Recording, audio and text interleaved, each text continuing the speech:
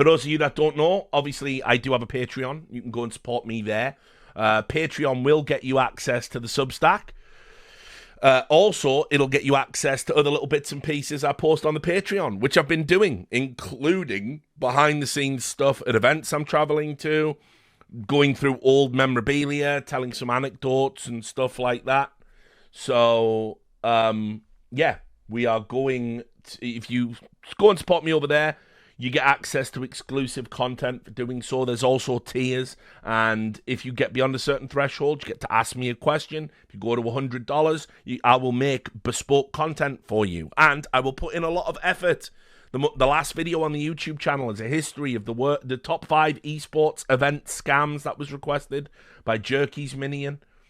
And it's up there. You can go watch it. Obviously, I can make it just for them, or I can share it publicly, whatever you want. But that's the type of effort I'll go to. So, patron questions. Let's go. This is from Mouse. He says, I think we touched on this last time, and it was about traveling back in time to save Orson Welles' film career. So, listen, I'm not like Duncan. Duncan has a real big love of Orson Welles. The only thing... I mean, so, like, look, Citizen Kane is one of my favorite movies, and I also think it's foundational. I think if you don't go through a period of time where you have Citizen Kane as your favorite movie, right, then you're not really a student of cinema at all, as pretentious and wanky as that might sound. And why do I say that? Well, the birth of modern cinema is there on the screen in that film. The inventing of unique camera shots, visual storytelling. It has this insanely hilarious, out-of-place jump scare. He is a really, really talented, single-minded director, writer, also somebody that loved acting, you know. And I think he really was like the complete package in that sense. I mean, even in movies, he didn't like direct, where he would like turn up, like obviously like Harry Lime in The Third Man and all of this stuff. It's just like his contribution to cinema, you know, and obviously we covered Touch of Evil as well in Foreplay, you know, when we were going through stuff. Like his contribution to cinema, like as a whole, from his acting, his writing, his directing, it's right up there. And yet, you know, I still would say, while I pay lip service to Orson Welles, I love the idea of Orson Welles more than I love the output. The reality is, unfortunately, due to the nature of his inability to play within the Hollywood system, a lot of his movies were very sloppy. And they were sloppy not because he wasn't a master craftsman. They were sloppy because very often they would be directed in blocks. He would get some money, do as much as he could, then the money would run out. Then he'd have to go begging like European investors and everything else to go and get more money. And that was basically, you know, kind of how he operated. And it meant that, you know, sometimes actors were all like visibly fucking older, or, you know, had to be replaced, and he had to go back and film other stuff. Orson Welles' shoot was never an easy thing. And yet, obviously, I mean, like, put it this way, he's a guy that got ruined by success. He's a guy that when he made The Magnificent Ambersons, which is now, I think, been put in the American archive as one of the greatest films, and yet it's a film nobody has seen. And he made it, and it was essentially like a balmy... They wouldn't let him edit it. They tried to cut it down and shorten it. Basically, the cinematic cut is an hour and 30, but the original cut was like 131 minutes. And that's the cut that everybody should love and everybody should go out and see. So, yeah, for Orson Welles is like definitely someone... I wish his career had been different. But ultimately, I like the trajectory he had.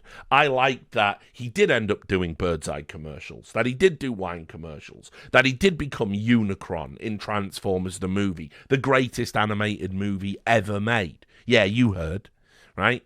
So it's kind of hard to want to go back and change anything about Orson Welles, because I really like kind of the almost folklorish nature of his career. And so if you do want to throw in your $100 request, Mouse, to do like a video on like Orson Welles, I will give it my all. But just know I am not the true lover of Orson Welles. Like, I love Mike Tyson. Like, I would give my life for Mike Tyson. I might not give my life for Orson Welles as much as I love Citizen Kane.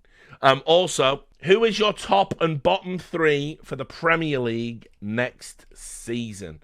Right, well, let's take a look, because we don't know who's getting promoted yet, do we? I know Sunderland are back. So it's Leeds, Burnley, Sunderland. Right.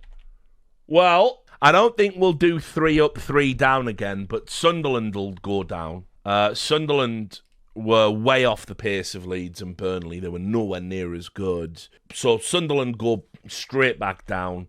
Do Burnley and Leeds stay up? Very interesting question to kind of think about when you think about some of the teams that were down the bottom end. Wolves are going to have a tough time staying up next season. The sale of Cunha is likely to go ahead, but at the 62 million, they're not going to get it all at once. The 62 million that they're getting from the sale of Cunha is going to be paid. Wolves want it in 2 installments of 31 million. And Man United want to pay it out over 5 years, and that's where the negotiations are at the moment. And the problem with that is, if you pay off, the 60 million over 5 years, you're never going to have the singular big cash injection. If it's already been agreed to the 2 seasons, because obviously this was happening today before I started streaming, then fair enough. But 30 million for Wolves buys you maybe like 2 players. I think Wolves have got problems. I mean, also Cunha is just a massive void, to fill. Wolves just seem to lose their best players consistently, and I feel they're not playing particularly great football, and they're only in the league because, the teams that went down this season were diabolically bad. I mean, diabolically bad. Like, the worst I've seen, probably. Like, I know everyone talks about Derby and the fucking record points loss, but I actually think this Southampton team was worse. Just on the eye test, just on the roster. Ipswich were bad. They're losing Delap, obviously. He's gone. Leicester were fucking honking. Like, I don't know, man. Ruud van fucking Horselroy got, it was embarrassing once he got in charge. I mean, just the amount of goals they fucking conceded without scoring, and then, they were still relying on a 37, 38-year-old Jamie fucking Vardy to bang goals in the Prem. Yeah, I don't know, guys. Don't know about that one. So, Wolves, Sunderland. I'll say Wolves, Sunderland, Burnley, and Leeds to stay up. Not very exciting, but that's where I'm at. Top 3. I think City have got problems still. I know they finished 3rd this year. Do I have them top 3 next year? It's a tough one. It's a very, very tough one. I definitely don't have them winning it. Man City are losing, De Bruyne, which I know it is time for him to move on. Rumours are he's going to go to Napoli, where, by the way, him and McTominay fucking beasts, Serie A. One of the worst things United did was let McTominay go. They should never have done that. Everybody could see he was the only guy in a red shirt that gave a fuck, with maybe the exception of Fernandes in that fucking squad. He grafted so hard for United. And Ten Hag, was hugging him, and, he was banging in goals for United. He bailed them out so many fucking times. But, yeah, the fact that De Bruyne has also played with Lukaku, Napoli could conceivably do back-to-back Scudettos. De Bruyne will boss Serie A. He's even if his legs are gone, his range of passing, they love that type of player as well. You think about players like Pirlo at the end of their career. They didn't have the legs, but you could just pass through the lines. So he'll destroy it. He will destroy it. But overall, the Man City squad, it just isn't as strong. And Haaland's kind of had a bit of a weird thing, not wanting to take penalties and stuff. Walker's probably going as well, right? And some of the Grealish is probably gone too. Yeah, I don't know. I don't think they're going to have a very thick squad. And I think the best signing they've made, because I would have loved this player at Newcastle. He was like the guy that I was thinking, if we sell Isak, we bring in this guy. But they got that Marmoush, who he looked to be like, after Kane, the best striker in the league in Bundesliga. I think he's been criminally underutilized. So, yeah, I think Walker's on loan at Milan. I don't know if it's official, but I don't know if Walker's actually 100% out. I thought it was just a loan, but if he's been sold, yeah, then whatever. But it's just a loan, but he will be leaving. So, I don't think they'll have a very thick squad. I think fourth, so I'm not putting them in the top three. I reckon top three are Liverpool, back-to-back, champs, Chelsea second, Arsenal third.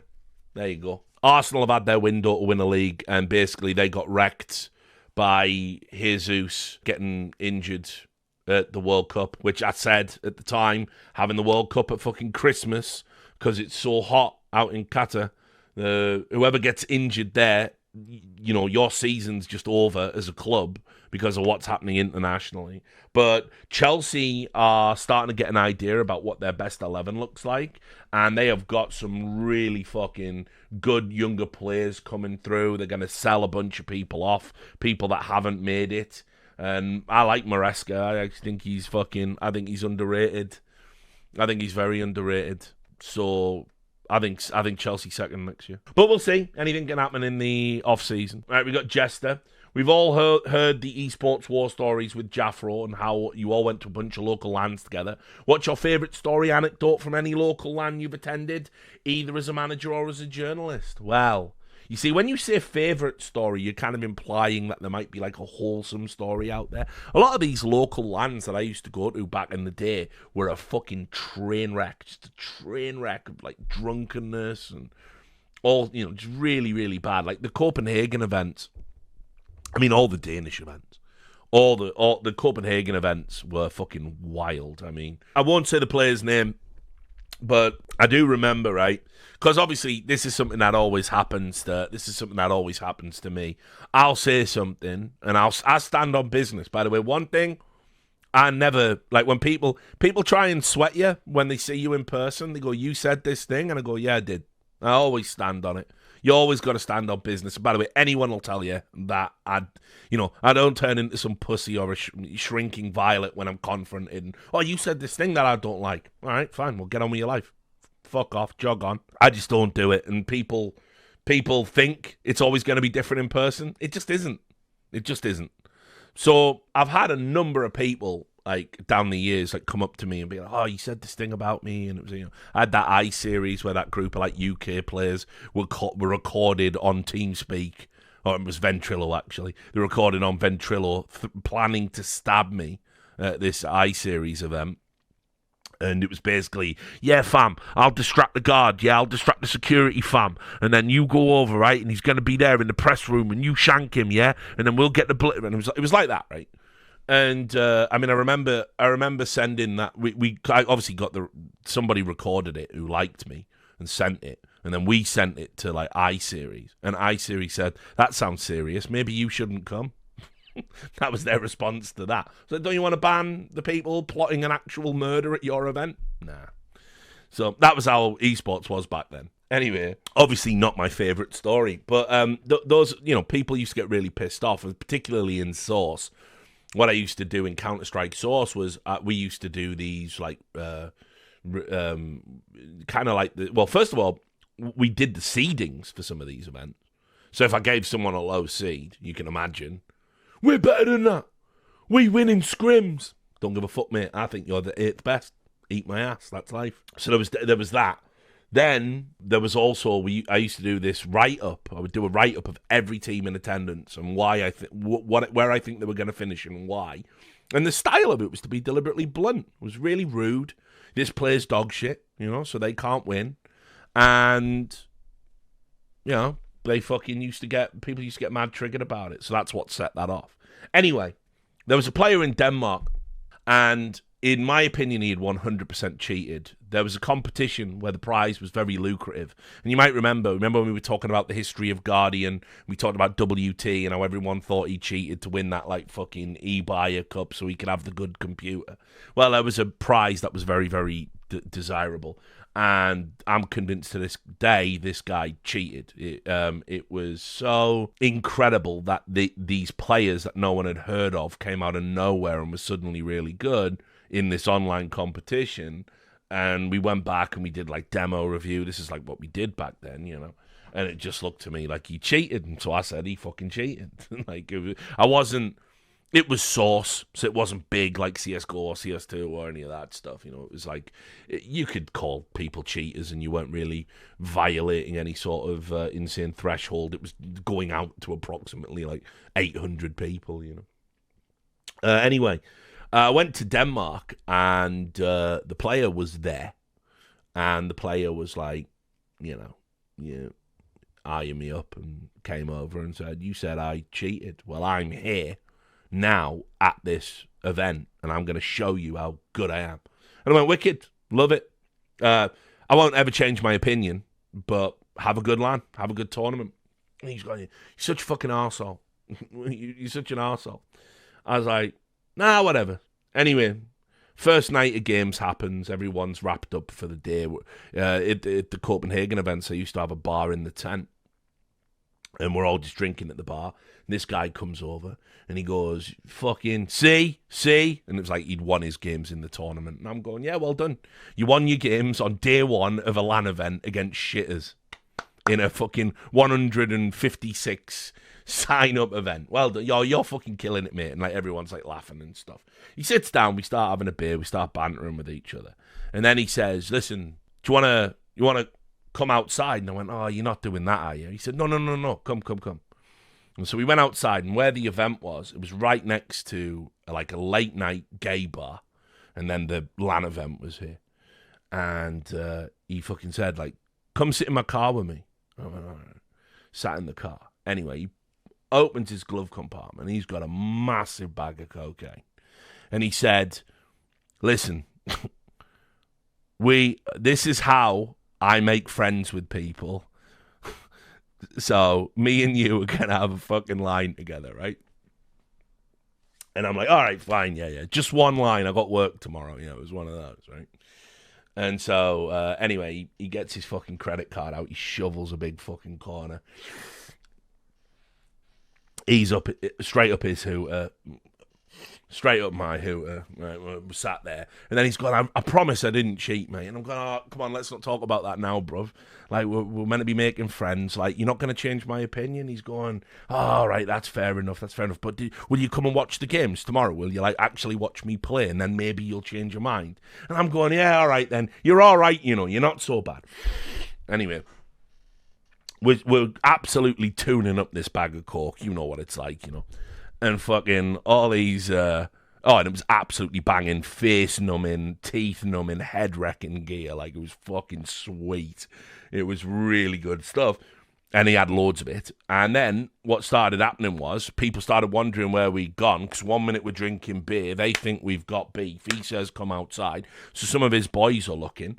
They're like, they see us in this car. They come up and going, "Everything all right?" And he's going, "Oh, yeah. So they start having a few bumps. He's going, "We're just having a bump with Rich. Like, we're just having a bump. We're just getting to know each other." And they're like, all right. So they're in the back seat, right?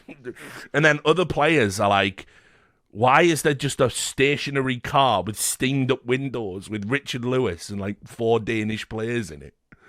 Right? And so anyway, other people started like coming over. And so he said, "All right, this is getting too crazy." So he took the car, reversed, he drove us, and it wasn't that far because it was right adjacent, but he put us in the car park to the fucking gay bar, right? And I mean, flaming gay, like leather fucking sleeveless jackets, collars gay. It was like the fucking Blue Oyster in fucking Police Academy, if you get that reference. And anyway, we're just sat in the fucking car, and I'm going, "Right, boys, we should probably fucking call it a night here. I'm fucking wired. I'm absolutely fucking flying." And he's going, No, it's fine. We may as well stay up now. I've got a game at 8 o'clock. it's like 3 or 4. He's going, we'll have a few more bumps, and I've got some beers in the trunk, and we'll just have a party in the car. I'm like, all right then. So fucking doing it. The lads in the back, they fucking get out and go, and it's just me and this guy. And he's going, so anyway, I'm going to play tomorrow, and I'm going to play like this, and I'm going to win, and I'm going to show you that, oh, we're not back on that again, are we, mate? Like, this is fucking... we're not back on this again, are we? So anyway, it's back and forth. Then, fucking tap on the window, you know, and he rolls it down, and it's just some the campest, gayest guy I've ever seen. And they're like, what are you doing in there? Because again, it's all steamy fucking windows in a car park around the back of a gay bar.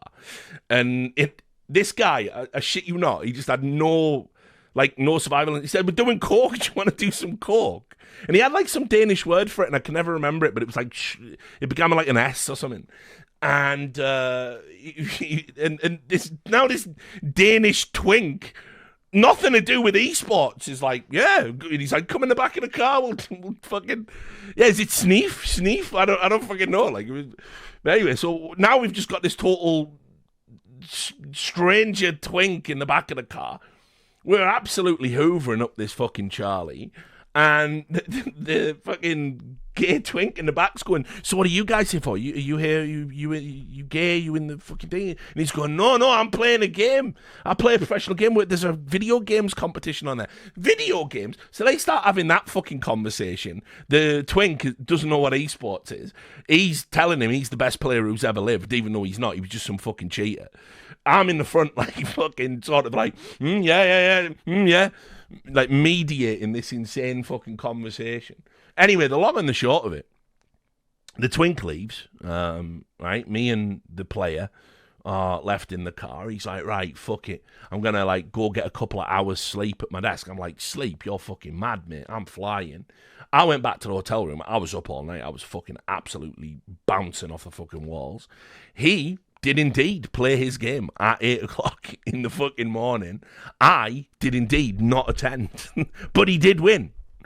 And he did get pretty far into the tournament. I think they finished them in like 7th to 8th or whatever the fuck it might have been. So in a way, he did prove me a little bit wrong. Now, I still believe to this day he cheated. But anyone that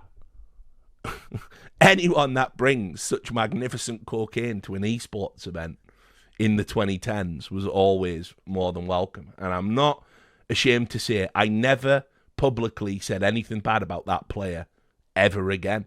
So it turns out Richard Lewis does have a price. It's just a few grams. But yeah, so it was one of those moments that was like bizarrely wholesome. It's like for me, that type of experience was quintessential esports. Like, you know, we had another one. This was an ESWC, and ESWC, the Esports World Cup. That's the brand that essentially got shelved, so we can have the Esports World Cup now. They bought it to shelve it, and they hired the whole of Disneyland or Disney World. Which one is it? Is it Disney World or Land in France? Can't remember.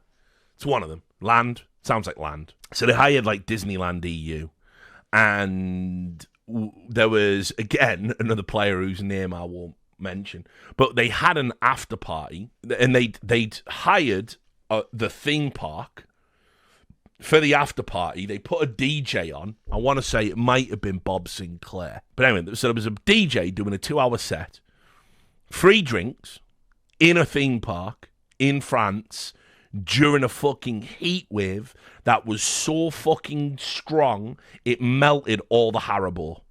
All of the sweets that you could get melted into these gelatinous blocks that they had to carve up and have a slice of. And anyway, a really famous player, one of the best in their country, came dancing past me like this, like clearly on something. I went, fucking hell, are you holding, mate? He's like, oh, yeah, fuck yeah. Just started doling out these pills. And, yeah, we were just bopping to this fucking DJ in the theme park. By the way, you could go on the rides. The rides were open while the DJ set was playing. So you could go on whichever rides they had there while we were fucking wrecked on fucking ecstasy. So, yeah, good fucking times. They were good times. Esports isn't like that now, guys. There's no rock and roll. It's just fucking boring.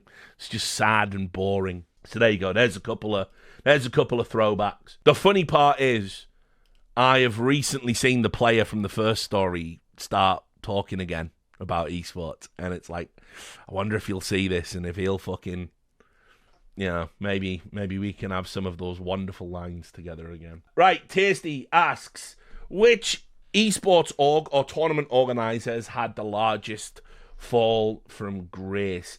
It's very hard to pinpoint one particular because there have been a number of them, but let's just focus on esports organizations. It's not NIP, because honestly, NIP were a throwback org that weren't even really an org back in the day.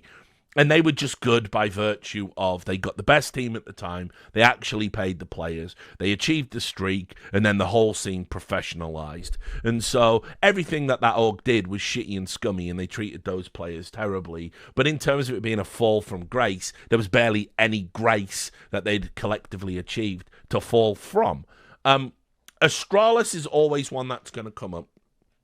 But what you also have to remember is Astralis was another one of these orgs that was brought back from the dead. It was like, I think, a Finnish brand originally, where they had a Finnish 1.16, I think. They didn't have many other games. And they fucking, they just had this excellent Danish Counter-Strike team that they'd got from TSM fumbling it. And they were immediately successful. They got off to a great start. I mean, people probably don't remember, there was that brief period of time, I think, when they left TSM and they were playing as like Team Question Mark for a bit. And so they essentially created the brand, and they got the Nicola Nyholm connection, and, all of that stuff started taking off. So, is it a fall from grace? I mean, yeah, it's pretty embarrassing that they've now missed more majors than they've won in their illustrious history. And it looks like they're about to go bust and or maybe sell the team or shutter the org entirely. That's not great. But for me, it is evil geniuses. It is evil geniuses, because I remember evil geniuses were like one of my first fucking nemesis. They were one of the first nemesis from the collective nemesi that I had to fight. Evil geniuses were this insane, fucking super successful NA team, and what they were doing was essentially so fucking destructive to the fabric of NA and growing its own space, because anytime a sponsor came in, if a sponsor wanted to sponsor Complexity, Alex Garfield was on the fucking phone that day saying, why would you sponsor Complexity when you could sponsor us? And here's the difference. We win in this game. We win in this game. We were founded in this year. We've done this. We've done that. And he would make a pitch so insane, they would just go, oh yeah, well, fuck, we didn't even know you were an option. We'd love to sponsor you. And he'd go, right. And while we're at it, add on an extra fucking zero. Because Alex Garfield was just on that fucking shit, man. Like, he was so connected. Like, I went from seeing him as someone that, like, he was anti-journalist, he was pretentious, he was the guy famously who they cut a caster from their organization because he'd used, like, the N-word, with an A in online, and then he turned around and he said, look, I've got a degree in black studies, and I understand the dehumanizing power of that word. As long as I own evil geniuses, no one will ever use that word and be welcome in an EG.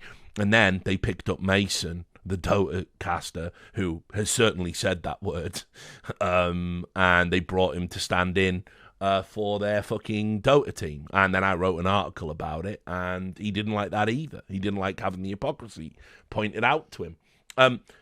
I used to go back and forth with Alex, but over time, as the monsters got bigger, I realized Alex wasn't a monster. He wasn't a monster.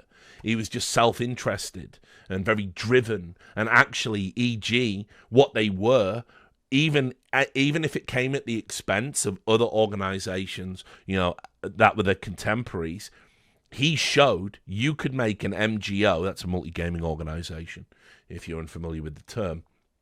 You can make an MGO, and you can make it work, and you can make it profitable, and you can make it culturally relevant. And they had everything on lock. They had podcasts with fucking Monster sponsoring it, the biggest casters, the biggest personalities, the Evil Geniuses StarCraft team, which John, rest his soul, Total Biscuit, famously, I think, described as a frat house. It was rock and roll. It was ahead of its time. It was incredible players and big personalities and people like fucking Idra and In Control, also rest Jeff Soul, and being filmed round the clock. They were just so fucking good. They were just so good. And it was super frustrating to have to deal with how good they were if you were a competitor. Because Alex he didn't miss anything. There wasn't a fucking day he didn't wake up and wasn't 100% esports and dialed in to the fucking zeitgeist. If a player wasn't wearing an Evil Geniuses jersey at a tournament on the other side of the world, he knew about it. He would call them up and he would say, put that fucking jersey on. If somebody was drinking a Red Bull while he was sponsored by Monster, he would fucking call them and say, fucking spit that Red Bull out right now and never be photographed with a can ever again or you're cut from the team. There was a level of ruthless efficiency that comes from total 100% dedication to the craft. And as somebody that ended up being similarly, singular-minded with my journalism to the point it took me to making all of these incredible, landscape-changing stories, it's hard not to see an aspect of myself in that. And that's who Alex was. And it's sad. He's had a lot of health problems.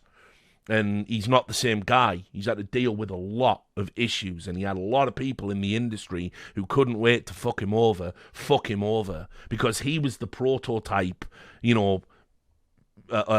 organizer owner that understood all the interlinking parts and knew how to make money and knew how to bend the rules, have alliance as a team that we controlled. No, it's just a totally separate European team.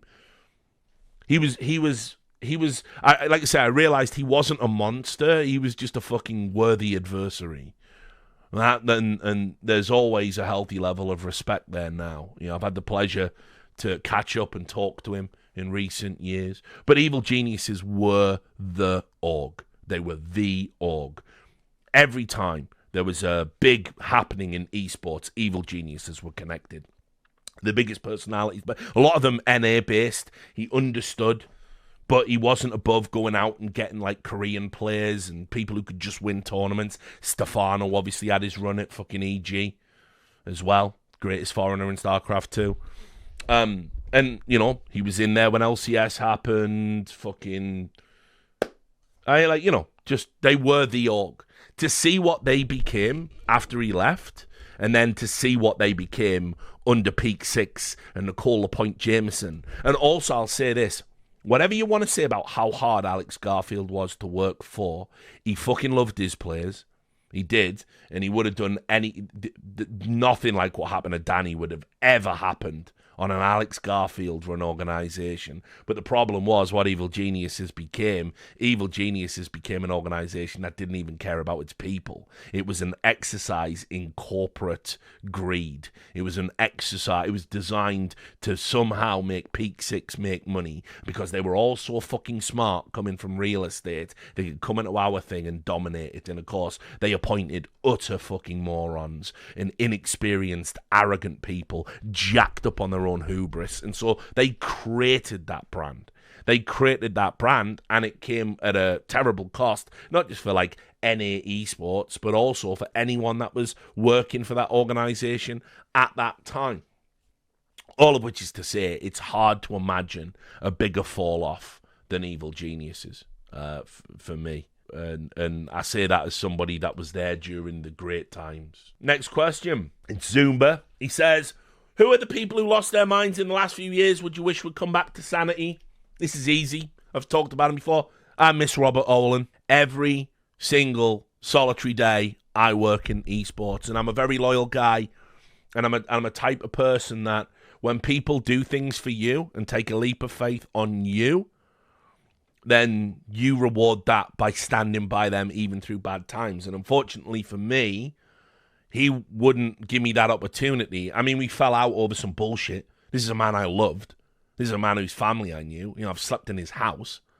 And he hired me the first time I ever was a host for anything. That was Robert Olin. Robert Olin said, you can do this. Unfortunately, he went through the betrayal at DreamHack, where his dad stole his company from him, divorce, living abroad as well when all of that was going on. And then he fell down the rabbit hole of too much online politics. And this is a guy who used to say ridiculous, edgy stuff on podcasts that I can't repeat on a Twitch stream. He didn't care. He was unassailable in that he was esports royalty. And just because I wasn't vehemently anti-Trump, he said I was a mini Mussolini is what he called me. And it was like, I'm not a fascist, though. I'm definitely not. I'm really about personal freedom in a lot of ways. Quite the antithesis. And there was just no way to ever build that bridge after that. He steadfastly refused to talk to me, steadfastly refused any attempt I made at rebuilding the bridge. And it's the biggest regret. It's the biggest regret I have that there isn't a way to fix that. Because he is a great man. He built esports in the way we think of it. DreamHack couldn't have existed or succeeded without him. He launched dozens of careers. He was ahead on things like the Good Studio. He helped make Too Good, who Too Good was. He helped Semler. Semler got his start, from him. All of these talents, or broadcast talents, that were made these incredible contributions to the space. Robert Owen was very often the guy that gave him the chance. And so it's really sad. There are other people, they've gone mad. They've gone off the deep end. We used to be friends. We can't be friends no more. That's just how that goes. And there's also a lot of people who definitely got radicalized. I mean, put it this way. Look, I think it's really overblown. Like, it was like when everyone was going, YouTube is radicalizing people because 1 minute you watch Joe Rogan and the next minute it bloody recommends Ben Shapiro. The algorithm is turning you into a Nazi. Yes, famously, Ben Shapiro loved by Nazis the world over. All of that 2016 bullshit was really stupid and blasé. But a lot of people, when bad things happen in your life and you need to block that out, some people turn to booze, some people turn to drugs, but increasingly with social media, some people just turn to this soup of content and fighting imaginary enemies and tilting at windmills. And I've seen lots of that. A lot of that happened during COVID. I've seen people that I had a lot of respect for, never thought would be susceptible to the fucking goggle box breaking their brain, but it did. And it's sad. It's sad to see. But when those people go, you can hold out exactly one hand, one time, and say, hey, look, you can come back, You don't have to go over there with all the crazies, right? And then, if they slap it away, just let them go. Just let them go. It's very rare they come back. And if they do, very often they're apologetic and remorseful. So you either pick it up down the line or you don't. But yeah, Robert Owen, no doubt. He was a great man, a good friend, and I owe him my career. Simple as that. Now that Derek Carr has retired, what do you think of his legacy? I see him as more of a tragic figure that had all the tools to be a great QB, but after a certain leg snap was never the same and consistently failed by the stupidity of his organisation. This is obviously Otarian, the other Raiders fan. Look, let's talk about it. He was never my quarterback. I want to make that abundantly clear. I know he loved the organisation, but I don't give a fuck. It's not enough. And let's be clear, if you go and look at the time he spent with the Raiders, if you actually look at the seasons that he had and the numbers that he put up, there were, a handful of good seasons. He just didn't have the juice. He didn't have the magic juice that you need in a quarterback. Also, as I said, I lost all respect, to use the HLTV meme. I lost all respect when he cried on the field. There's a time to cry. You cry when you retire. But you don't cry because you've been sacked 5 fucking times, 6 times in a game. Fuck that. He wore guy liner. I don't want that in a QB. Just saying. I mean, this might make me... Right, put it this way. There's a world of difference between what I'm saying, and some other things that have been said. But, he just, there you go. Board gets it. He didn't have that dog in him. He did not have that dog in him at all. And look, it was super unfortunate that when we got the wild card, when we got into playoffs, and he got his leg snapped, it was a really bad break. It was super unfortunate. Really felt that he might have been turning the corner back there. That was the last run with Del Rio, if memory serves me correct. By the way, I don't think we've ever been a functional franchise since he moved on. But I never believed in him, and I don't think players do either. Your QB has to have a mystical aura around you. You have to be like, look, if your O-line's dog shit and it collapses all the time, you got to find a way to get out the pocket. You got to find a way to get the throw off. You just got to make it work. You got to be him. That's what a QB does. That's what all the great QBs do. Derek Carr never did that. Never did that even in the seasons he was good. What do I think of his legacy? I mean, his legacy is he was just a fucking bang average league quarterback who, by virtue of being very loyal to a dysfunctional franchise, will probably be more fondly remembered by the fans than he has any right to deserve to be. But as somebody that had to watch him year in, year out, there wasn't a season I ever thought, man, you were wrong about Derek Carr. I wasn't wrong about Derek Carr. He just didn't have the chops for it. That's just how it is. So, unfortunately, he will be remembered fondly. He was a good, loyal servant. Loyal servant, that's a linebacker. QB needs to be a fucking magic man or get the fuck out. Move on. That's how it should be. And like I said, I've seen too many dysfunctional seasons from the fucking Raiders now to have any sympathy with anyone that contributes to those seasons. And Derek Carr definitely did. He was a problem rather than a solution. Next question. What professional sport, in your opinion, requires the greatest athlete? Who do you think the greatest athlete we have had so far is? Well, that's a tough one. Everyone's going to have different opinions. I'm biased. I say rugby. Right? I think modern day rugby, I mean, not even modern day rugby, when rugby first started to become modern day, I'll never say NFL, and the reason I won't say NFL is even though they breed fucking monsters in that league, like I'm talking, and all the treatments you get and all the run-ins they get, blah, blah, and like you have got like 360-pound men that can fucking shift, right? Which is crazy, but they don't have to do it all the time. Rugby is constant.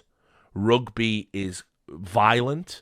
Rugby, and like you can go league or union. I'm a union man.